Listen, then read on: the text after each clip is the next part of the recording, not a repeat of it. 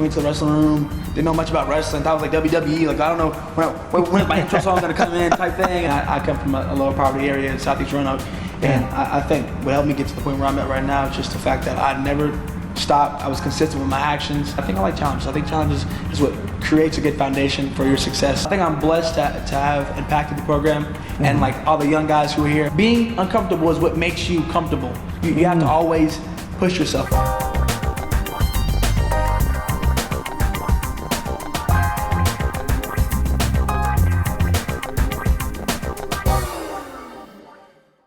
Continuing our conversation around D3 athletics, I'm happy to be here at the home of the Maroons, Roanoke College, sitting down with Mahlic Sallah, Roanoke native, and standout wrestler on the wrestling mat. Mahlic, how you doing? I'm doing pretty well. About yourself? I'm good. Appreciate your time. You know, running a little late. I had to make sure I get my gains in. Sitting next to you, I was like, oh man, this is pressure now. You know. Hey, I'm trying to get just like you. Relax. I'm trying to relax. You know, yes, I definitely did my push-ups this morning, so you don't test me. But no, it's more like the other way around. It's more like the other way around. First off, again, appreciate your time and thanks for joining us this week, man.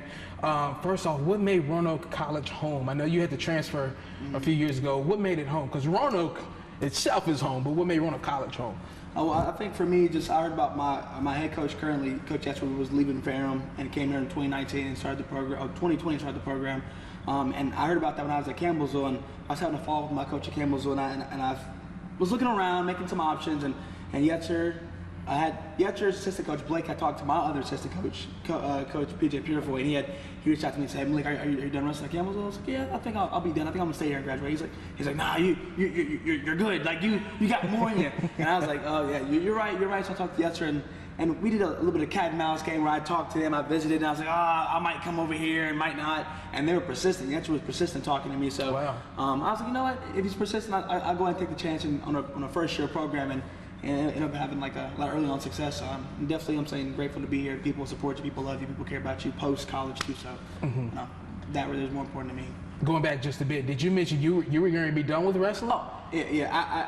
I was going to my senior semester at Campbellsville University in Campbellsville, Kentucky. Right. And I was like, you know what, like I don't want to leave, and I love wrestling. I miss wrestling, the athletic ability to provide that mention for myself and like not have any regrets. But I was like, you know what, let me go ahead and just finish that and do things. I was funny enough, I was on my esports team at my other college, so I was like, wow. I know, I was doing wrestling that, I was like, no, I'll do esports for the last semester. Right. So, but then I was like, nah, I think I have more fight in me. I think I still have a flame and passion to go out there on the mat and still compete type thing. So. Wow, where did it all start? Because I know you're a Cave Spring grad as well, so like I said, Roanoke is definitely home for you. Where did that fire, that passion first start for wrestling? I think for me, like I started back at now Fishwick Middle School. I started with Stonewall Jackson Middle School when I went there back about 11 years ago. Yeah. And my head coach Barry Hubbard, very influential person. He knew Killer Miller, Coach Miller. Oh, and man. Yeah, they were real close. And, and he taught me how to be a man, how to work hard, and how wrestling could translate to life. Provided me with my first job. And I just going out there and working hard and taking those aspects of wrestling into real life. And I don't know, it's always carried with me wherever I went, and I want to impact people, and wrestling's provided me the opportunity to do so. But I think about 11, 12 years ago, came into the wrestling room, didn't know much about wrestling, thought it was like WWE, like I don't know, when's my intro song going to come in type thing, and I know, wrestling, having a hot practice, and I was like, man, that was hard. Yeah. I love it. I love that fight. It teaches character, builds tenacity, builds the confidence in yourself to go out there, because at the end of the day, it's you versus yourself. So I know, about 11, 12 years ago. Fishwick currently, but it's not like Jackson Middle School. What I love about what you said is bringing up Coach Miller. Of course, he passed just a couple years ago, a pivotal figure to the community, especially the William Fleming community. We don't hear often the stories of those that aren't around football that he impacted, but you, of course, you are one, being a wrestler. Hearing his impact on you, how much did that touch you? And knowing who he was already at that time as well. Well, as a young kid, Mr. Hubbard, he had told me like how important Killer Miller was to the community, especially the Fleming community when it comes to football, and like seeing videos of him like getting everybody, hyped up and ready for the games and whatnot, especially wrestling matches as well as he coached wrestling. And when I met him, I shook his hand. I felt a sign of respect, and I know like when you meet certain people, you know when they're special. And Coach Miller was a very special person, very special to me, and talked to me about like, hey, you're doing the right things. Keep doing that. People are watching. People are noticing you. That means that you're moving in the right direction. Yeah. And like, kind of like a pass of the flame. Like, I respect you, you respect me, you're a young man, you're doing the right things, and I can like that. I highly like that and respect that. That's big.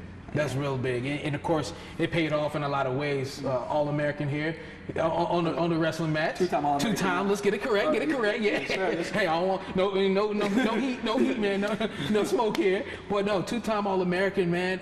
When you think back to what you were able to accomplish on the mats, starting where you first were, and then now here at Roanoke, what do you think? How do you put all that into a capsule?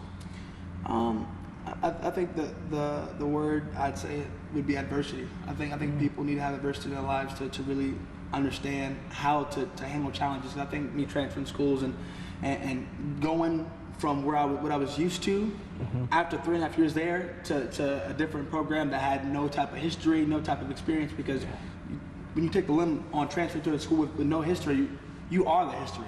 Right. That first program is the first program. So I think for me it was just having the adversity. I wanted to have adversity. I think for my life has been I've had a lot of challenges that have challenged me, but it's only made me a better person. I think I like challenges. I think challenges is what creates a good foundation for your success. So I've always seeked out the unknown, took the risk, and if the risk pays off, that's awesome. If it doesn't, it's a learning lesson. So yes, adversity, and it's PMA, positive mental attitude. No matter what happens, always stay positive. I like that. I like that, man. And you touched on how scary that can be, transferring to a first-year program. But how rewarding is it to know you help set the path here, and help create this thing with Coach Yetzer, who came in too, knowing the area, but brand new to this thing too, man. I guess I'd be speechless. I mean, it's hard to find it all in one word, but I think for me, it's just I'm grateful to be a part of a program, to have set the tone. Because at Campbellsville, I was a one-time All-American in NAI and two-time All-American D3, so I guess a third-time All-American. But I think I'm blessed to have impacted the program. And like all the young guys who are here, I know that they're like, oh man, like Mahlic isn't here no more, so now it's my time to shine. And I'm like, yeah, like do it. Like I want you to be better than me. The whole point of me was just maybe like a car. I'm a starter, but you guys should, be the alternator, keep the power going.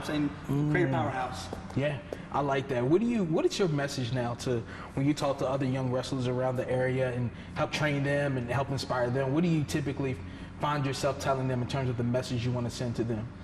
I think keeping that positive mental attitude, no matter where you come from. Your value isn't worth your value isn't the worth of $1 or socioeconomic level. I think it's a value your character and who you are as a person and like who you impact. Because you never know like how your image or who you are can impact somebody. I mean, I come from a lower poverty area in Southeast Roanoke, and I think what helped me get to the point where I'm at right now is just the fact that I never stopped. I was consistent with my actions, and 19 times you're doing the wrong thing because you're consistent with it. If you're doing the right thing, you're consistent with it. So be consistent with something, and no matter what, just have fun and enjoy it, and like seek out people. I have a kid I work with right now named Jake. He goes to Patrick Henry Community College, and he consistently seeks me out. Hey, what can I get better with? Hey, what can I do this? And like even though like we practice work on things, I beat him up. Those that adversity I talked about is what makes you a better person, a tougher person in life. Because wrestling is a portion of my life and a portion of many people's lives. But that foundation will create a better person depending on how you choose to go, positive or negative. Absolutely, and gotta keep it positive. Considering everything we got going on, especially here in the city of late, no matter what corner of the city you're in, there's something going on. So that's a very impactful message that you send there. I always enjoy your story too because you did it here at the NAIA level and then at the D3 level.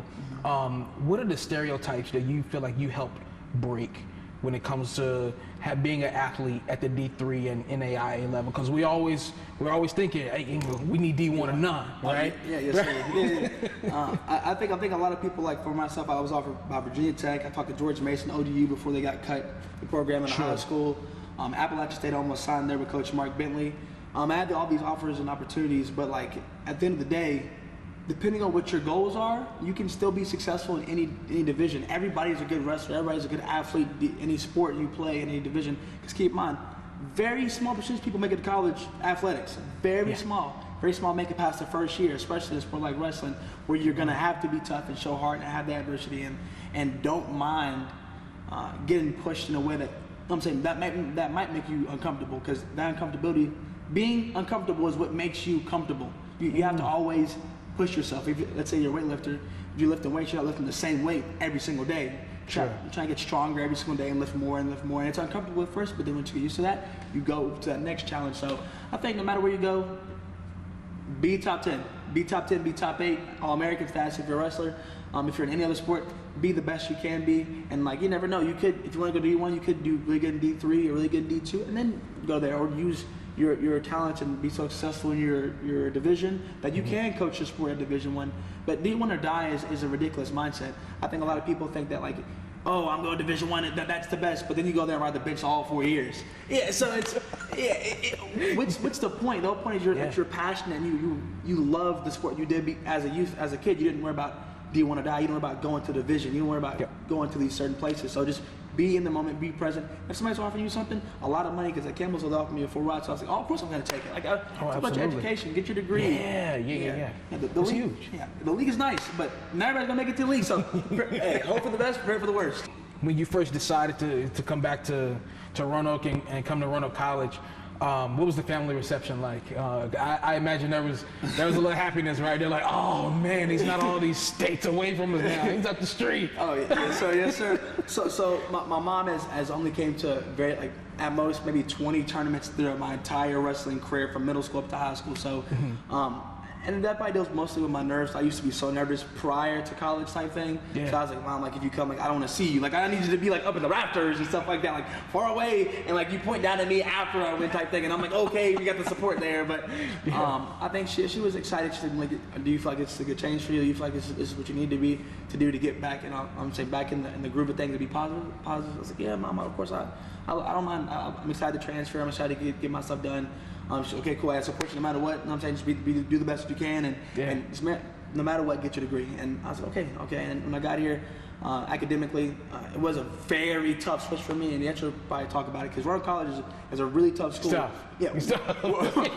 Way tougher than I expected. So I got here and I didn't have the academic success that I wanted, but I was a little upset, even after having a good wrestling career, wrestling season 2021, 2022, but I put that behind me and I was like, you know what, let me go ahead and set a new standard for myself. I gotta be consistent with something, be consistently good, go to study hall, work hard, and I had way more success this last 2 semesters than I have.